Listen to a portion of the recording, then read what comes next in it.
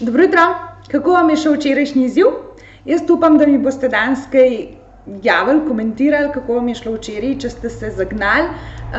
Sploh mi je pomembno, da se javljate zaradi tega, da se boste lahko vi med sabo povezvali, da boste videli, kdo tu dela izzive, kdo je samski, kateri so pari, ki delajo izzive, in se potem lahko tudi med sabo majčkeno motivirate.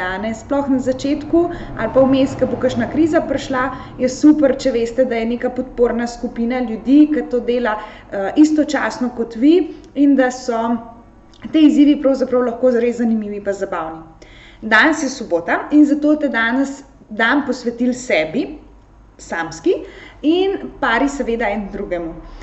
Čaka vas ena romantična večerja, tako je samski in pari imate isti izziv, s tem, da samski, pravzaprav tudi pari, imate vsi nalogo, da si zorganizirate eno res lepo večerjo, da date gor najboljšo obleko, najboljši parfum, najlepši nakit.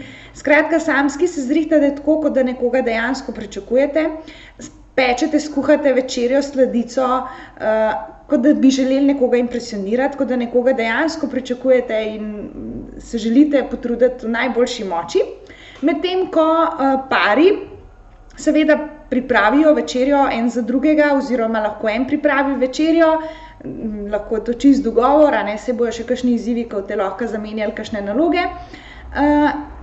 In se seveda, ko je večerja pripravljena, usedeta partnerja en nasprot drugega in si res vzameta čas samo za njiju.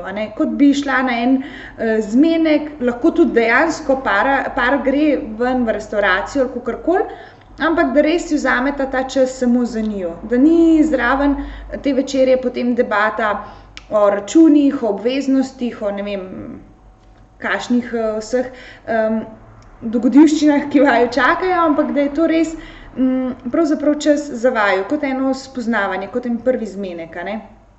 Na drugi strani pa samski se prav tako uredite, si pripravite najlepšo večerjo z najboljšim priborom, nič parati, res, ker to bo vaš večer. In dajte potem tudi, ko boste na tej večerji, ko boste sedeli, dajte biti pozorni ne na to, kje boste jutri, pa kaj morate še narediti, pa kako vam gre v službi ali ne vem kaj, ampak dajte res biti na večerji. Dajte okušati, dajte pozvati, kaj se vam dogaja, kako je sedeti urejena sam zase. Kako je jesti tako hrano ali pa tako pojedino sam. Kako je dejansko sebe pogostiti z najboljšim, kar imate. Kako je sebi dati priložnost, ker ponavadi res urejamo stvari, pa se potrudimo zaradi tega, da drugega presenetimo. Kaj pa, če enkrat mi sami sebe lahko presenetimo? Kaj, če lahko sami sebi damo vse najboljše, kar premoremo? A sploh veste, kaj je tisto najboljše, kar vi premorete? Kaj je tisto, kar lahko vi nekemu partnerju ponudite? Kakšna je ta družba, ki jo vi lahko ponujate? Dajte ta družba biti vi dan zvečer sami sebi. In najboljša stvar v tem večeru je, če ste samski, da dejansko lahko tista stvar, ki jo boste med večerjo opazili, boste rekli, okej, to pa nočem deliti z drugim, ali pa tle je pa en tak izziv zame boleč, ki pa sem se zdajle soočila z njem in si ga pa želim premagati, da ga dejansko imate možnost celo spremeniti, da lahko ta scenarij tega večera podoživljate toliko časa, dokler vam ne bo všeč. Da si lahko ob večeri izberete temo o tem, kaj vas navdušuje, kaj vam všeč, da lahko delite kakšne hvaležnosti od včeraj ali pa jih ponovno obudite v mislih, si date najljubšo glasbo, zaplešete na to najljubšo glasbo, skratka, lahko si res naredite popoln večer, tazga, kar si želite.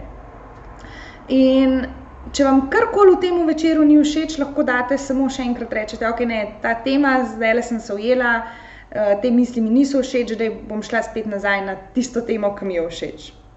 Skratka, jaz pričakujem slikce vaših romantičnih večerij, lahko vaše slikce, kako ste se uredili, skratka, jaz vas bom z veseljem spremljala, tako samske kot pare.